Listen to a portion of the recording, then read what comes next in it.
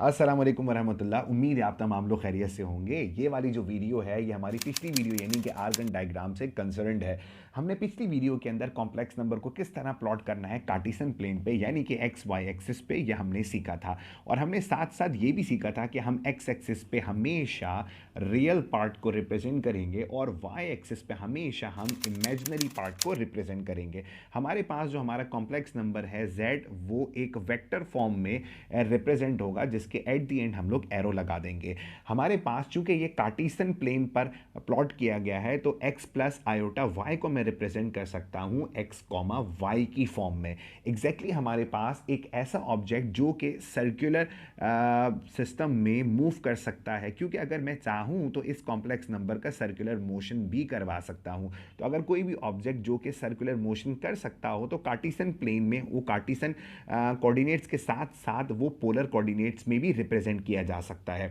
तो अगर मैं पोलर कोऑर्डिनेट्स की बात करता हूं तो हमारे पास जो पोलर कोऑर्डिनेट्स होते हैं वो कार्टेशियन कोऑर्डिनेट्स की निस्बत थोड़े से डिफरेंट होते हैं। हमारे पास जो कार्टेशियन कोऑर्डिनेट है या फिर जिसको हम रेक्टेंगुलर कोऑर्डिनेट्स भी कह सकते हैं, वो हमारे पास x कॉमा वाई है, जिसमें आमतौर पे हम लोग किसी भी पॉइंट को रिप्रेजेंट करते हैं, जिस तरह मैंने आपका यहाँ पर कार्टेशियन प्लेन पे ड्रॉ किया हुआ है। लेकिन अगर हम बात करते हैं पोलर कोऑर्डिनेट्स की तो पोलर कोऑर्डिनेट्स रिप्रेजेंट किए जाते हैं r कॉमा थीटा की बुनियाद पर।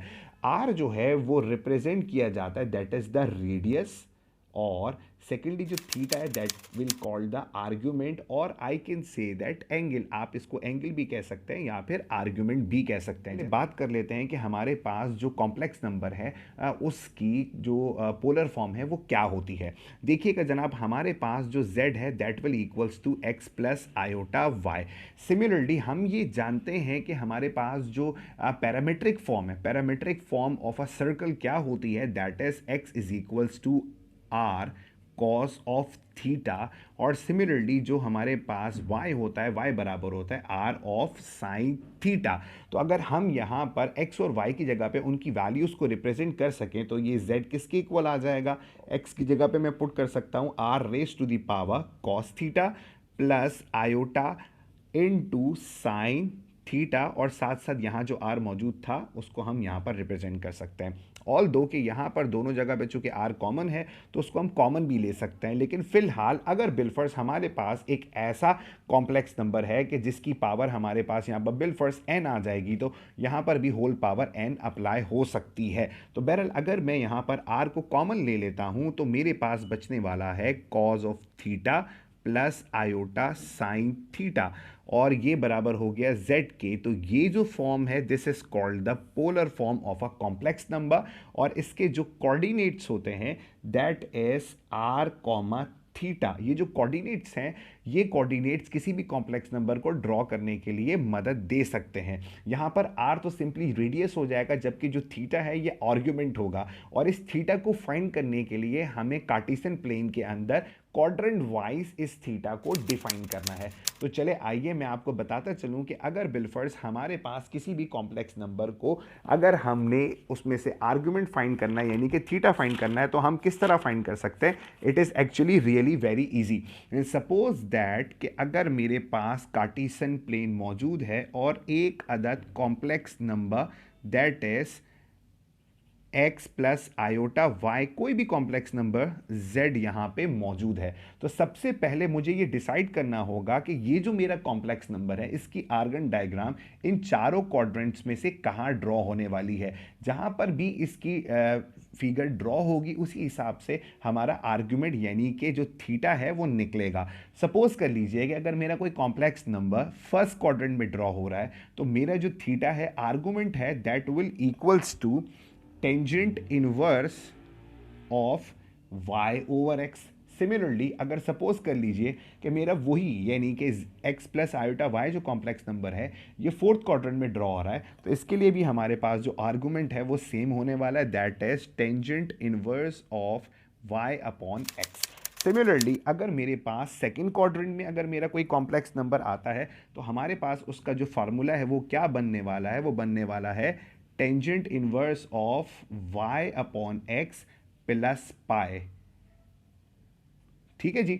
क्योंकि हमारे पास आपके जहन में आएगा कि जो हमारा सेकंड क्वाड्रेंट है वो तो पाई माइनस थीटा होता है, तो ऑब्वियसली जब मैं टेंजेंट इनवर्स निकालूंगा तो ऑब्वियसली इसका आंसर नेगेटिव आएगा, तो वो बन एट दी एंड वही जाएगा, pi minus the required angle, वो आंसर तो वही आने वाला है। बहरहाल जो हमारा थर्ड क्वाड्रेंट होगा उस थर्ड क्वाड्रेंट में भी हमारे पास क्या बनने वाला है, यहाँ पर बनेगा tangent inverse of y upon x और माइनस का पाई।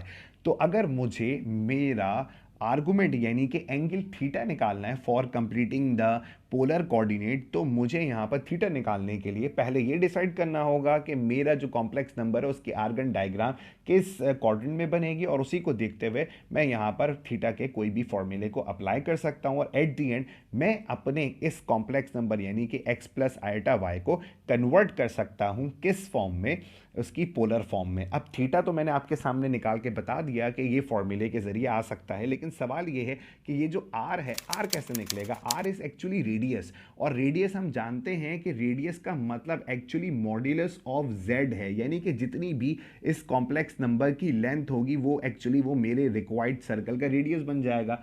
हम ये जानते हैं कि जो रेडियस होता है वो कांस्टेंट होता है, और सेंटर से लेकर सरकमफेरेंस तक की लेंथ को हम लोग रेडियस कहते हैं। तो बेसिकली जो length of a complex number होगी वो रेडियस के बराबर होगी, और लास्ट लेक्चर में भी हम डिस्कस कर चुके थे कि मॉड्यूलस ऑफ जेड यानी कि हमारे केस में जो r है वो किसके बराबर हो जाएगा, that will equals to under root real part x है तो ये हो जाएगा x square plus square of the imaginary part हमारे पास y है तो ये बन जाएगा y स्क्वायर। तो रेडियस हम किस तरह निकाल सकेंगे, under root x square plus y square. तो हम किसी भी कॉम्प्लेक्स नंबर को पोलर फॉर्म में कन्वर्ट कर सकते हैं जस्ट r निकाल के, और थीटा की यहाँ से जिस क्वाड्रेंट में बिलाई कर रहा है वो वैल्यू निकाल कर हम किसी भी कॉम्प्लेक्स नंबर यानी कि x प्लस आइटा वाई को r कॉमा थीटा की फॉर्म में रिप्रेजेंट कर सकते हैं। उम्मीद है आपको conversion of Cartesian system towards the polar coordinate system समझ में आया होगा। अगर आपको कोई भी एम्बिग्यूटी है तो प्लीज़ लाजमी तौर पे कमेंट सेक्शन में बताइए ताकि हम उसको हल भी कर सकें,